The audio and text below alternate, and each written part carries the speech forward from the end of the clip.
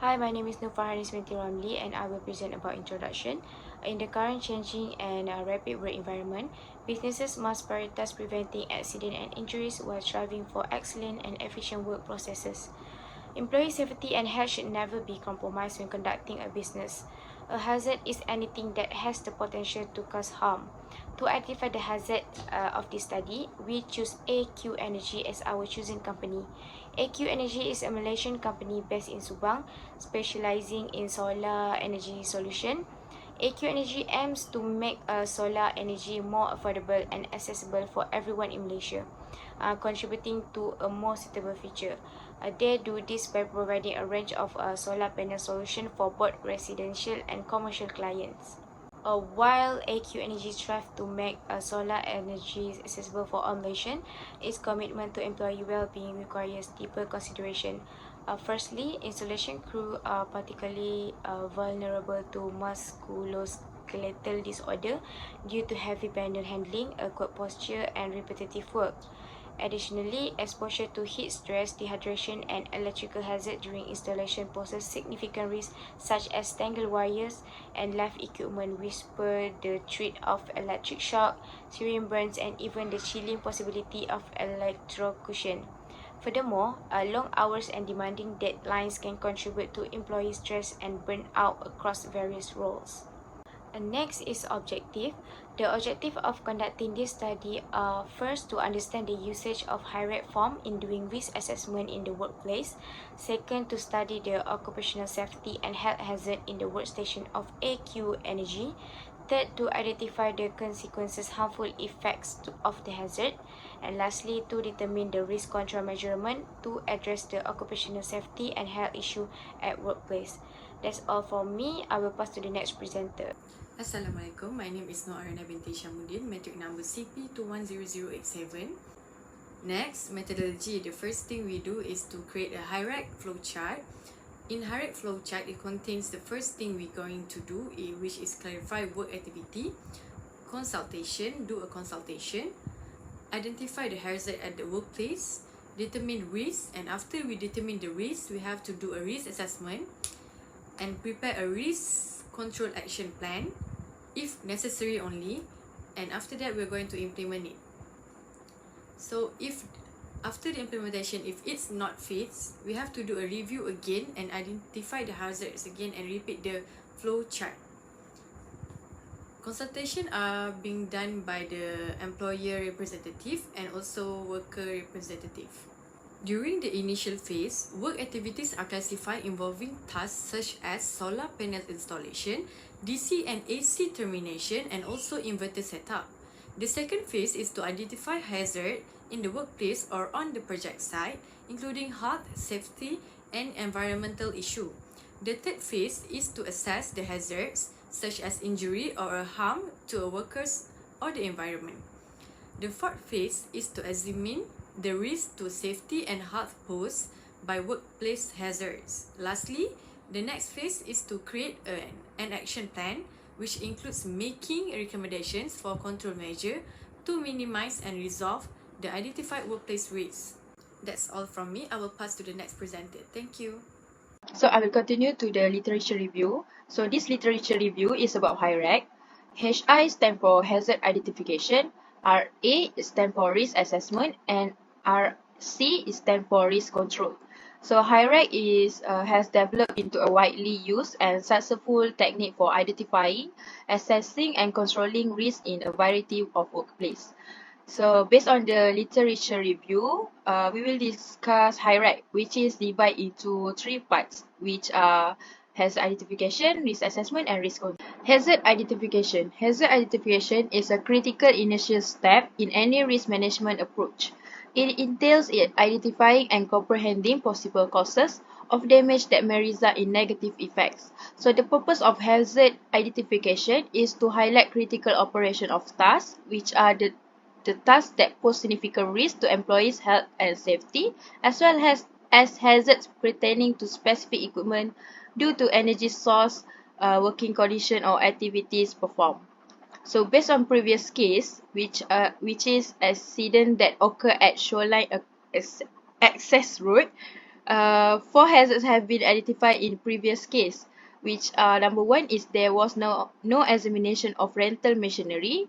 Number two is communication breakdown with security personnel. Number three is hired for leave, drive, who lack competence certification. And number four is there is no hire on scrap disposal operations. Assessment. Risk assessment, ability to assess the likelihood of a person being harmed and determine how severe the damage will be.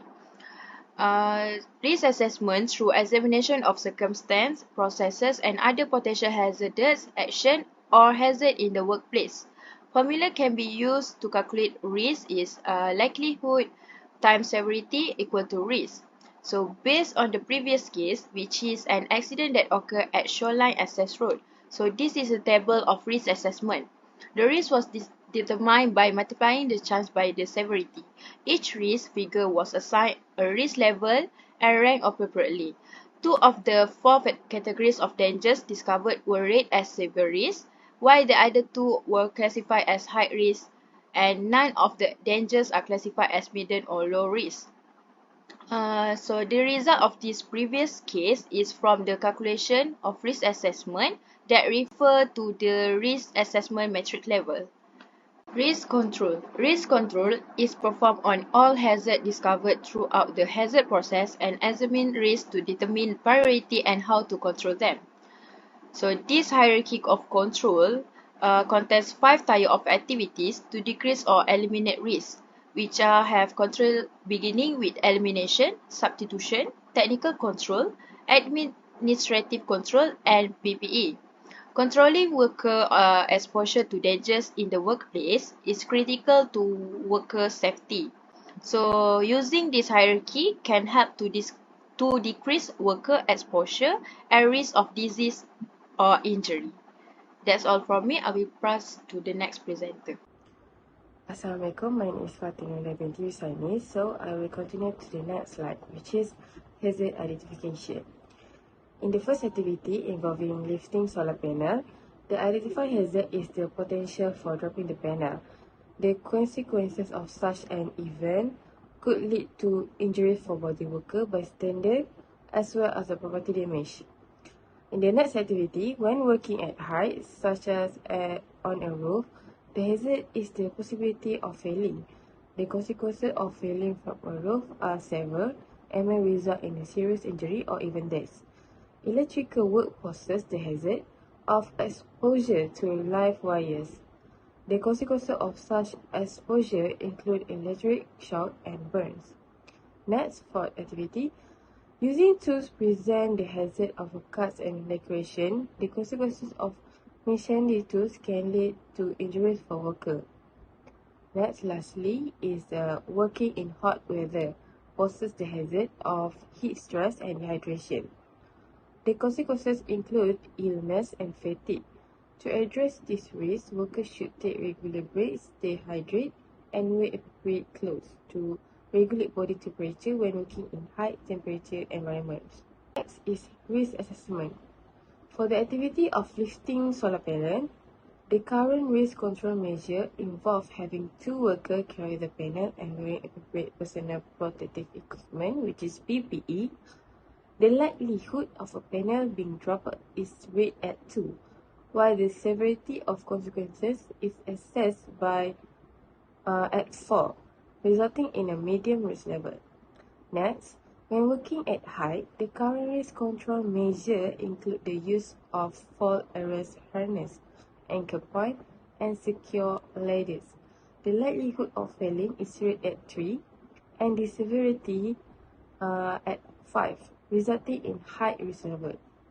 Next, for the electric work, the current control measure involves using insulated tools and wearing rubber gloves. The likelihood of exposure to live wires is rated at 2 and the severity at 4, resulting in a medium risk level. While in the activity of using tool, the current risk control is simply wearing gloves. The likelihood of cut and lacration is rated at 3 and the severity consequences is assessed at 2, resulting at medium risk level. Lastly, Working in hot weather is controlled by wearing appropriate clothes. The likelihood of heat, stress, and dehydration is rated at 4, and the severity consequences is rated at 3, resulting in a medium risk level. So next is the risk control. In the process of installing a solar panel, they have already implemented their own risk control. However, based on our observation, there are further action that can be taken in order to reduce the risk level. Okay, for the first activity, lifting solar panel, the current risk control involves having 2 workers carry the panel and wearing appropriate PPE. However, to further reduce the risk level, the implementation of lifting equipment such as hoist or crane is recommended.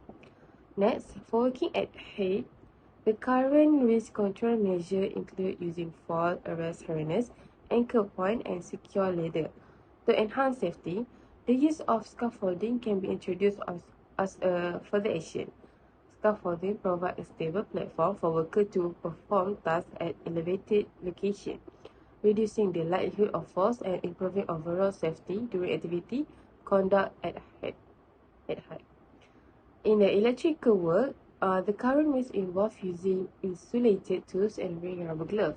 To augment safety, additional training for workers on electrical safety practice is recommended as a further action. Then for using tools, the current risk control is wearing gloves.